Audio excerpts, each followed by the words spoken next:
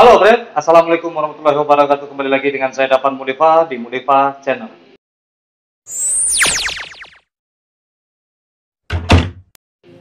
Kali ini saya sedang bersama seorang artis cantik, ya, namanya Ompong.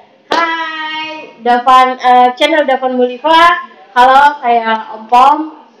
Di sini adalah saya yang selalu mengasih saya motivasi dan semangat. Udah 20 tahun nggak ketemu. Itu dalam cerita Beloy, dalam cerita Beloy di Basecamp 16. Penasaran? Jangan lupa nonton. Oke, kali ini saya juga akan bertanya tentang Ompong. Jangan salah, Ompong ini adalah salah satu putri terbaik juga dari Minangkabau. Nah, bagi yang tidak tahu dengan Ompong, Ompong adalah seseorang gadis dari Minangkabau juga. Ya, Pom ya? Asli Minang. Asli Minang. Oke, memang penampilan Ompong seperti ini karena ini tuntutan karir Ompong. Iya. Ompong sekarang kegiatannya apa, Ompong?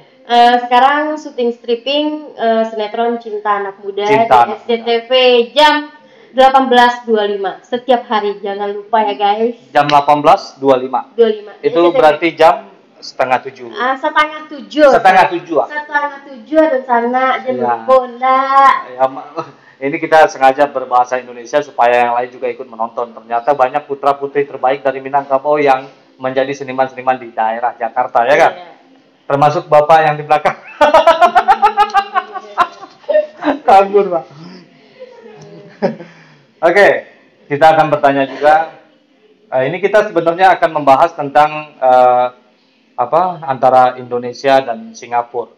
Jadi Ompong tahu nggak kalau lagu kebangsaan, lagu negaranya Singapura itu diciptakan oleh seorang putra Minang juga. Wow, keren.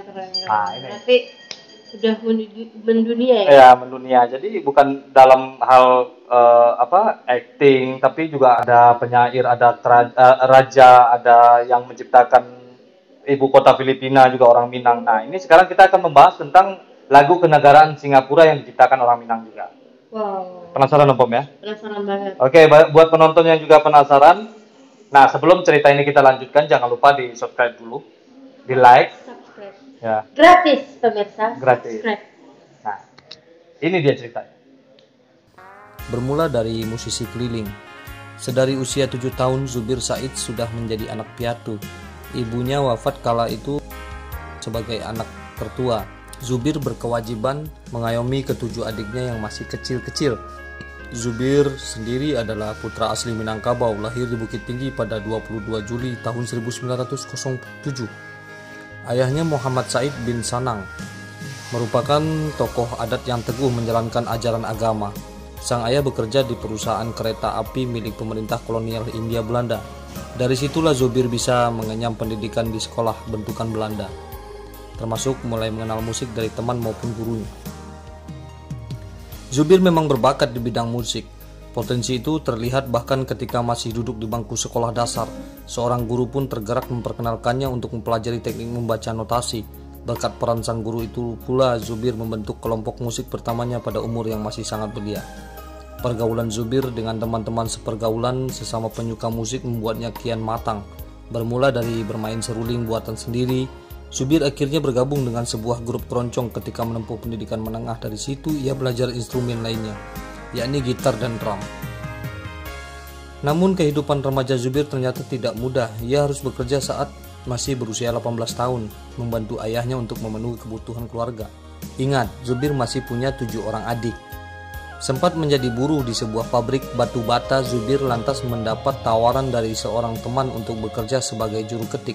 Meskipun sibuk mencari nafkah, kecintaannya pada musik tak pernah padam. Ia terus belajar, memperdalam berbagai alat musik lainnya, termasuk biola yang menjadi salah satu instrumen kegemarannya kala itu. Selain itu, Zubir juga bergabung dengan sebuah grup keroncong sebagai pemain biola. Di usia 19 tahun, ia memutuskan keluar dari pekerjaannya dan total bermusik. Kebetulan ia bertemu dengan seorang pegawai pemerintah desa yang kagum akan bakatnya. Didoronglah Zubir untuk menekuni musik lebih serius lagi. Zubir menyambut tantangan itu dengan membentuk sebuah grup keroncong keliling. Dari situlah ia meretas karir sebagai musisi sekaligus untuk menambah pemasukan. Zubir memimpin kelompoknya pentas di mana-mana, termasuk di pesta perkawinan. mengisi hiburan dalam acara pameran, serta agenda-agenda keramaian lainnya. Tahun-tahun itu menjadi pergolakan batin tersendiri bagi Zubir Said. Di satu sisi ia sudah sangat nyaman berkarir sebagai musisi, namun di sisi lain pekerjaan yang amat disukainya itu tidak mendapat persetujuan dari ayahnya. Hingga akhirnya Zubir memutuskan pergi tanpa pamit. Dari teman-temannya sesama musisi, ia mendengar bahwa Singapura merupakan tujuan paling menjanjikan untuk menunjukkan kemampuan bermusiknya. Zubir pun dengan mantap menuju negeri Singa pada tahun 1928 dengan menumpang kapal kargo. Zubir bergabung dengan kelompok keroncong Melayu bernama Grup Bangsawan di Singapura. Pada masa-masa ini, Zubir menambah kemampuannya dalam bermusik dengan mempelajari piano, kendati itu semula terjadi tanpa sengaja. Kepada anaknya, Rohana Zubir pernah berkisah tentang pengalaman pertamanya bersentuhan dengan piano. Ketika saya bergabung dengan kelompok opera kota, mereka punya aula besar dan di situ ada beberapa piano saat tidak ada orang. Saya mencoba piano untuk pertama kalinya. Saya mendapatkan sesuatu yang berbeda dari biola atau gitar. Saya bisa mengaturnya dan itu lebih mudah dari gitar. Di kemudian hari saya bisa memimpin orkestra dengan piano. Itu kata Zubir. Dan memang di Singapura itulah nama Zubir Said sebagai musisi mumpuni semakin matang dan kian dikenal orang. Sampai-sampai sebuah perusahaan rekaman milik Inggris bernama His Master's Voice (HMV) merekrutnya.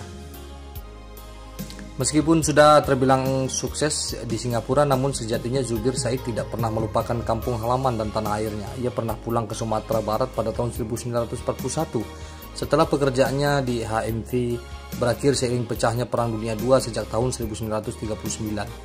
Saat mudik ke Bukit Tinggi itu, Zubir membawa serta istrinya Tarminah Karyo Wikromo. Perempuan Jawa ini dinikahinya pada tahun 1938 saat Zubir masih bekerja di HMV. Kala itu Tarminah juga berkarir di situ sebagai biduan keroncong. Ketika Jepang mengambil alih wilayah Indonesia dari Belanda sejak tahun 1942, ia membentuk grup musik untuk menghibur tentara Dai Nippon. Ia juga sempat menangani ilustrasi musik kelompok sandiwara keliling bernama Ratu Asia pada masa itu. Cukup lama Zubir Said tinggal di Indonesia dari tahun 1941 hingga 1947. 2 tahun setelah kemerdekaan Indonesia itu ia memutuskan balik ke Singapura. Situasi keamanan yang genting dan rawan perang lantaran Belanda ingin kembali berkuasa tampaknya menjadi pertimbangan utama bagi Zubir untuk merantau ke negeri tetangga lagi. Setiba di Singapura, untuk kedua kalinya ia justru mengambil pekerjaan sebagai juru foto sekaligus jurnalis di surat kabar Oetoesan Melayu atau utusan Melayu. Dengan bekerja di surat kabar, Zubir yakin punya peluang yang lebih besar untuk memperkenalkan dan menyebarkan karya-karya musiknya. Dan benar saja, nama Zubir semakin terkenal. Tahun 1949 ia dipercaya menjadi komposer film-film Melayu produksi Shaw Brothers. Pekerjaan tersebut tentunya sangat prestisius kala itu. Salah satu sinema yang urusan musiknya ditangani Zubir berjudul Cinta menjadi film paling laris.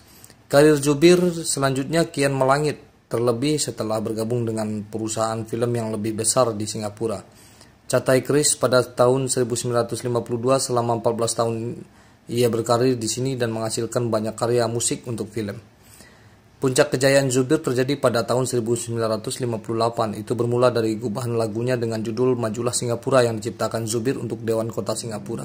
Waktunya tepat karena tak lama berselang tahun 1959 Singapura mulai menjalankan pemerintahan sendiri, kendati masih berada dalam pengawasan Inggris.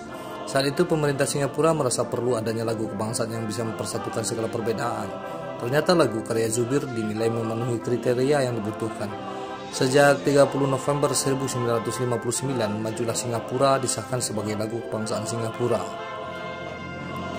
Pamor Zubir kian melambung berkat prestasi yang ditorehkan lewat karya-karyanya, termasuk meraih penghargaan dalam Festival Film Asia ke-9 tahun 1962 lewat lagunya dalam film Dang Anom.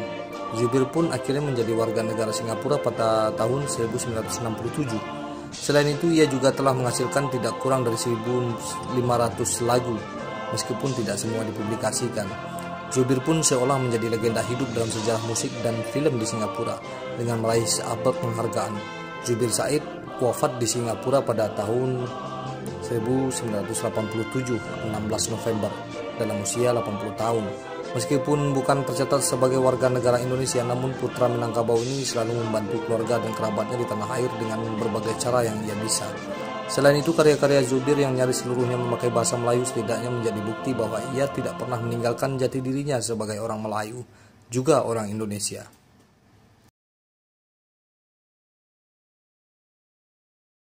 Nah itu dia, itu udah tahu kan Pom ya, itu lagu negara dari Singapura diciptakan oleh seseorang berkebangsaan Indonesia. Tetap kita sebagai orang Minang mempertahankan yang baik-baik dari Minangkabau. Jangan yang enggak baik itu diumbar-umbar, di-share-share. Betul nggak? Nah banyak juga disayangkan sekarang ini banyak yang mencari viral, apalagi orang Minang itu yang aneh-aneh gitu. Janganlah. Pokoknya sekarang ini kita harus lebih positif lagi. Iya, berkarya boleh, tetapi positif dan bermanfaat bagi masyarakat dan kedepannya. Jadi jangan dikit-dikit kasar, omongannya dikit-dikit, pengen tenar, nggak enak didengar, nggak enak dilihat. Tolonglah, sebagai putra putri Minang, kita berkarya dengan smart dan ya mohon deh jangan yang pengen terkenal jadi katanya kasar, apalah saya sering mendengar. Jangan yang negatif ya. Iya, kalau yang negatif itu kita buang dulu. Ya. Pokoknya itu kita tiru saja semangat orang-orang Minang terdahulu buat bangsa, negara, bahkan dunia ini. Banyak pengaruh orang Minang untuk negara ini. Nah, apalagi kayak astronot dari Malaysia yang pertama itu juga orang Minang. Seperti biasa pesan saya, majulah Minangkabau, majulah Indonesia. Selalu di Mulifat Channel.